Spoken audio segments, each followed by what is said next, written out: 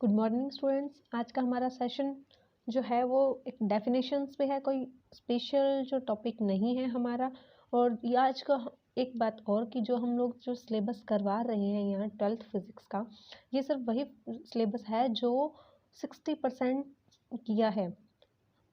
आप समझे नहीं होंगे हमारी बात। हमारे कहने का मतलब है कि अभी जो कोरोना है, तो कोरोना की वजह से स्कूल वगैरह नहीं खुल रहे हैं, तो इस वजह से सरकार ने 60% सिलेबस ही रखा है। जो 40% सिलेबस है उसको कट कर दिया है, और वो जो 40% कट हुआ है वो हम लोग नहीं करवा रहे। हम लोग यहाँ सिर्फ वही सिलेबस करेंगे जो हमें 60% पढ़ना है, और हम लोगों का टारगेट है कि हम लोग एग्ज़ाम तक जो 60% सिलेबस है वो कंप्लीट हो जाए हमारा। तो चलिए आज हम शुरू करते हैं। कुछ डेफिनेशंस हैं, जैसे विद्युत क्षेत्र, इलेक्ट्रिक फील्ड, किसी आवेश के चारों ओर का वह क्षेत्र जहाँ कोई अन्य आवेश रखने पर, कि ये जैसे कोई पॉइंट है, ये कोई पॉइंट है, इसके चारों ओर का वह क्षेत्र जहाँ कोई अन्य पॉइंट रखने पर उसे आकर्षण या प्रतिकर्षण बल महसूस हो। तो ये जो जैसे जो पॉइंट है, इस पॉइंट के चारों ओर की जो क्षेत्र होगी ना, जो बाउंड्री होगी, जहाँ तक ये मतलब जहाँ तक ये बल, इसका जो बल है या इसका जो प्रभाव हम लोग बोल सकते हैं वो है, तो वो जो क्षेत्र होगा वो विद्युत क्षेत्र कहलाएगा। ठीक है। और ये जो राशि हो सकती है, इसकी कोई दिशा नहीं होती, ये एक अदिश राशि होती है। चलिए, तो अब हम पढ़ते हैं विद्युत क्षेत्र की तीव्रता, इंटेंसिटी ऑफ इलेक्ट्रिक फील्ड। तो विद्युत क्षेत्र में एकांक धनावेश, ये जो एकांक धनावेश है पर मतलब जैसे ये विद्युत क्षेत्र है इसका, ये इसका विद्युत क्षेत्र है, और इसके जो इस पॉइंट पर एकांक को ये धनावेश है, इसके ऊपर जो लगने वाला बल है विद्युत क्षेत्र की तीव्रता कहलाता है। विद्युत क्षेत्र में एकांक धनावेश पर लगने वाला बल विद्युत क्षेत्र की तीव्रता को व्यक्त करता है। यह एक सदिश राशि होती है। तो जो विद्युत क्षेत्र की तीव्रता है उसको ई से शो करते हैं, E is equal to F upon Q naught. और यदि जो क्यू नॉट है वो फाई हो, मतलब कि यहाँ कोई आवेश ना हो, तो जो विद्युत क्षेत्र है वो पूरा का पूरा विद्युत तीव्रता के बराबर होगा। E is equal to F होगा, और इसका जो मात्रक होता है वो न्यूटन पर कूलाम होता है। अब हम लोगों ने माना किसी बिंदुवत आवेश के कारण विद्युत क्षेत्र। चलिए, तो हम पढ़ते हैं किसी बिंदुवत आवेश के कारण विद्युत क्षेत्र, कि ये कोई बिंदुवत आवेश है क्यू नॉट, जो भी हम लोगों ने ऊपर देखा था, ये वही बिंदुवत आवेश है, और इसके कारण इसका ये जो इलेक्ट्रिक फील्ड है, मतलब इस बिंदुवत आवेश के कारण ये जो दूरी है, इस दूरी के अंदर इसका प्रभाव है, या इस क्षेत्र के अंदर यदि कोई पॉइंट है तो उसके ऊपर इसका आकर्षण या प्रतिकर्षण बल लगेगा। तो चलिए, इस क्षेत्र के लिए हम लोगों ने माना कि एफ बराबर K Q naught upon R square, और ई का जो फॉर्मूला होता है वो अभी हम लोगों ने पढ़ा कि एफ अपॉन क्यू नॉट होता है। तो ई के अंदर हम लोगों ने एफ का मान रख दिया, तो K Q naught upon R square Q naught से क्यू नॉट कैंसिल, तो यहाँ बचेगा F Q upon R square. और जो फ्रेंड्स इनके बीच में जो एक ग्राफ होता है कि ई और आर स्क्वायर, ई और जो आर स्क्वायर है, इसके बीच में अगर हम लोग ग्राफ प्लॉट करते हैं आर स्क्वायर ई, तो ये जो ग्राफ होगा ये कुछ यूं होगा। और अगर यही ग्राफ हम लोग R square 1 upon R square और ई, इसके बीच में हम लोग बनाएंगे तो ये एक स्ट्रेट लाइन होगी, क्योंकि यहाँ देखिए ई और 1 अपॉन आर स्क्वायर समानुपाती है, जबकि ई और आर स्क्वायर व्युत्क्रमानुपाती है, तो इसका ग्राफ ऐसे बनेगा। तो चलिए, अब हम लोग नेक्स्ट डेफिनेशन पढ़ते हैं।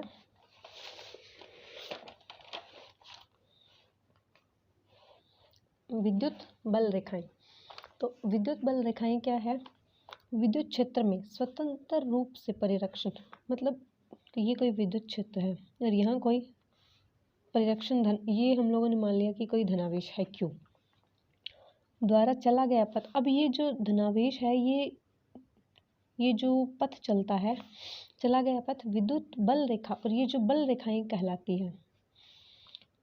बल रेखाओं के किसी बिंदु पर खींची गई, मतलब ये जो बल रेखाएं हैं इनके किसी बिंदु पर स्पर्श रेखा खींच दी जाती है, तो वो जो स्पर्श रेखा होती है, स्पर्श रेखा उस बिंदु पर परिणामी विद्युत क्षेत्र की तीव्रता को व्यक्त करती है, कि जो परिणामी विद्युत क्षेत्र की जो तीव्रता होगी ना उसे व्यक्त करती है।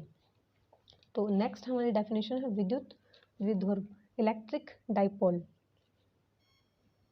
विद्युत द्विध्रुव, तो विद्युत द्विध्रुव क्या होता है, इलेक्ट्रिक डाइपोल क्या होता है कि समान परिणाम व विपरीत प्रकृति के आवेश की जो उनकी जो मात्रा है वो समान होगी, कि जैसे ये Q है तो ये भी Q ही होगा, जबकि ये नेगेटिव है तो ये पॉजिटिव है। समान परिणाम व विपरीत प्रकृति, कि इनकी जो प्रकृति होगी, जैसे ये पॉजिटिव तो ये नेगेटिव तो ये पॉजिटिव, कि आवेश जब न्यूनतम दूरी कि मतलब ये जो इनके बीच की जो दूरी है वो न्यूनतम दूरी पर रखे जाएं तो ये जो बनता है इसे डाइपोल कहते हैं। ठीक है, और अब हम लोग पढ़ेंगे डाइपोल मोमेंटम, द्विध्रुव आघूर्ण। द्विध्रुव, ये जो हम लोगों ने पढ़ा, द्विध्रुव जो बनता है, द्विध्रुव के किसी एक आवेश के का परिणाम, इनका जो परिणाम, एक का जो परिणाम होगा वो क्या होगा, क्यों होगा, कि परिणाम तथा उनके बीच की दूरी, कि इनके बीच की दूरी अगर 2a है, हम लोगों ने माना है ये सिर्फ कि 2a है, इसे आप r भी मान सकते हैं और या a भी मान सकते हैं, कुछ भी मान सकते हैं, वो आप पर है। द्विध्रुव के किसी एक आवेश का परिणाम तथा उनके बीच की दूरी 2a का गुणनफल द्विध्रुव आघूर्ण कहलाता है। इसे P से शो करते हैं। इसकी दिशा नेगेटिव से पॉजिटिव, जो आघूर्ण होता है उसकी जो दिशा होती है वो नेगेटिव से पॉजिटिव की ओर होती है। तो P मोमेंटम, डाइपोल मोमेंटम क्या होगा, Q इंटू 2a, और इसका जो मात्रक होता है वो कूलाम इंटू मीटर होता है, क्योंकि Q का कूलाम और 2a दूरी का मीटर, और इसकी जो विमा होती है वो m0, L0, T1 और A1 होती है। अब हम लोग जो इस टॉपिक, इस जो लेसन है या ये जो हमारी यूनिट है, इसका जो हमारा लास्ट, यूँ कहिए कि लास्ट, और अभी हमारा एक टॉपिक और बचा है जो द्विध्रुव आघूर्ण के अंदर है, वो बल आघूर्ण के कारण लगने वाला बल है। तो अब हम लोग पढ़ेंगे अध्यारोपण का सिद्धांत। अध्यारोपण का सिद्धांत, अध्यारोपण का सिद्धांत क्या कहता है कि हम लोगों ने जैसे जो कूलाम का नियम पढ़ा था, वो जैसे हमारा यूँ था कि जैसे ये कोई 3D डायग्राम्स था, Z, X, Y, इसके अंदर हम लोगों ने जैसे 1 या 2 कण के लिए हम लोगों ने पढ़ा था। अब हम लोग ये पढ़ेंगे कि अगर उसके अंदर एक से अधिक या यूँ कहे कि बहु आवेश आ जाए तो उसके लिए जो नियम दिया गया है उसे अध्यारोपण का सिद्धांत कहते हैं। और इस सिद्धांत के अनुसार किसी निकाय में उपस्थित बहु आवेशों, जैसे कि ये कोई निकाय है, इसमें आवेश दे रखे हैं बहुत सारे, बहु आवेशों में से किसी एक आवेश पर, मतलब किसी एक आवेश पर लगने वाला परिणामी बल विभिन्न आवेशों के कारण लगने वाले बलों के सदिश योग के तुल्य होता है। तो ये तो हमारी डेफिनेशन हो गई। तो आपको स्टूडेंट्स ये जो डेफिनेशन है आपको यही याद करनी पड़ेगी, लेकिन इसको हम समझ के आसानी से याद कर सकते हैं। तो अब हम लोग इसको समझते हैं कि जैसे मैं आपको समझाऊं कि ये कोई 3D है, इसके अंदर ये कोई कण है, तो ये जो इसका जो विद्युत क्षेत्र है, इसके अंदर ये जो एक कण है Q, इस पे चाहे बल लगाओ, ये यहाँ 2 या 2 से अधिक, जो मान लो कि ये Q2, Q3, ये कितने भी आवेश आ जाते हैं, तो इनके ऊपर जो बल लगेगा या एक पर बल लगेगा तो वो जो मान होगा वो बराबर होगा। या यूँ कहीं हम आपको एक एग्जांपल से समझाऊं तो जैसे मान लीजिए कि अगर आपके पास 4 एप्पल हैं, और अगर वो 4 एप्पल अगर आपको एक को ही देने हैं तो एक को आप 4 एप्पल दे दोगे। इट मीन्स यहाँ का जो बल होगा, जैसे इसके अंदर अगर एक कण पर लगने वाला जो बल होगा वो इन सभी को पर लगने वाले के बराबर होगा। या जैसे हम लोगों ने अभी बात की 4 एप्पल, तो अगर हम लोग एक को 4 एप्पल देंगे तो उसे 4 के 4 मिल जाएंगे, जबकि अगर उसी 4 एप्पल को हम लोग 4 लोगों के अंदर डिवाइड करेंगे तो सभी को 1 मिलेगा, जबकि चारों को दिए गए एप्पल 4 और अगर एक को दिया गया तो 1, वो भी 4 हो गए, तो वो दोनों इक्वल हो गए। अब आप समझे हमारी बात। तो ये जो डेफिनेशन है, किसी निकाय में उपस्थित बहु आवेशों में से किसी एक आवेश पर लगने वाला बल, एक आवेश पर हो गया ना कि एक को दिए गए एप्पल, विभिन्न आवेशों के कारण लगने वाले बलों के सदिश योग के तुल्य होता है। ठीक है, तो अब हम लोगों ने जैसे माना कि Q0 के कारण Q1 पे और Q2 और Q3 पे जो बल लगता है, तो इसके लिए अब हम लोग पढ़ेंगे क्यू नॉट के कारण Q1 पर लगने वाला बल, कि हम लोगों ने जैसे अभी जो डायग्राम वो मैं आपको यहाँ बना देती हूँ। कुछ ऐसा था वो डायग्राम, Q0,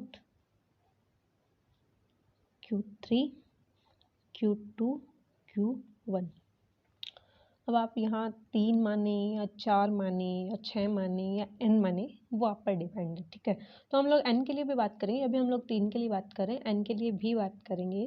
तो Q0 के कारण Q1 पर लगने वाला बल, अब Q0 के कारण Q1 पे लग रहा है तो F01, ये बल एक सदिश राशि होती है, इसलिए इसके ऊपर ही आप सदिश इसकी दिशा को जरूर लगाएं, वरना अगर आप इसे सीधा F, ये आपका गलत होगा। तो इसका मान क्या होगा, K Q0 और Q1 पे लग रहा है, इसलिए Q0 Q1 और R01 की होल स्क्वायर, कि इसके बीच की जो दूरी है ना वो R01, R02, R03 कुछ यूँ है। तो ये इक्वेशन नंबर 1। इसी प्रकार हम लोगों ने 2 पर और 3 पर जो लगने वाले बल हैं वो हम लोगों ने निकाल लिए। तो हम लोग जो टोटल बल होगा F0, जो F इस पे Q0 पे लग रहा है, वो हम लोगों ने देखिए जो F0 होगा वो F01, F02 और F03 इनके इक्वल होगा। और यहाँ आप चाहें तो मतलब जैसे अगर आप n मान रहे हैं तो n के लिए भी हो सकता है। तो F0 बराबर, या हम लोगों ने ऊपर से जो इक्वेशन है इनसे हम लोगों ने यहाँ मान रख दिए, तो K Q0 Q1 upon R01 square. इसी प्रकार हम लोगों ने तीनों के मान रख दिए। तो अब हम एक चीज़ नोटिस कीजिए कि यहाँ K Q0 और K Q0 कॉमन आ रहा है, तो हम लोगों ने इसको बाहर निकालिए, कॉमन ले लिया। तो अपॉन में Q1 upon R01 square, Q2 upon R02 square, n के लिए आ गया, 3 के लिए आ गया। अब हम लोग इसे n कणों के लिए मानने हैं, तो n कणों के लिए क्या होगा, F0 बराबर, ये अब एक चीज़ यहाँ K है और यहाँ मैंने K का मान रख दिया। ये मैंने आपको बताने के लिए कि हाँ आप K की जगह K का मान भी रख सकते हैं, इसलिए मैंने यहाँ अपॉन में 4πε, आप इसे ना यूँ K Q0 जो हम लोगों ने यहाँ ऊपर रखा वो भी लिख सकते हो, और इसे आप Q0 अपॉन 4πε भी लिख सकते हो। तो यहाँ हम लोगों ने n के लिए माना, तो i बराबर 1 से लेके n तक, तो QI, क्योंकि यहाँ देखिए 1 2 3, तो ये n तक जा रहा है, तो i का मान 1 से n तक जा रहा है, और अपॉन में R0i की होल स्क्वायर। अब हम लोगों ने ये देखिए, अब हम लोगों ने यहाँ क्या किया, F0 is equal to Q0 4πε, i का मान 1 से n तक, QI अपॉन, अब ये हम लोगों ने ये क्या था, जो R01 था वो हमारे लिए क्या था, वो हमारे लिए यही था R0 माइनस R1, यही था हमारे लिए ये। तो अब हम लोगों ने यहाँ 0i लिखा, तो वो क्या होगा R0 माइनस RI।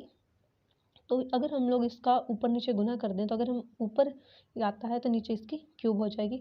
ये इक्वेशन नंबर 4 ये n कणों के लिए निकलती है। और आगे का हमारा टॉपिक हम लोग करेंगे next. Thank you for watching and please like subscribe and share ज़्यादा से ज़्यादा, क्योंकि जो 12th के स्टूडेंट है ये सिर्फ उन्हीं के लिए है, या आप उन्हीं के लिए क्या कोई कंपटीशन की तैयारी कर रहे हैं उसी के लिए भी है।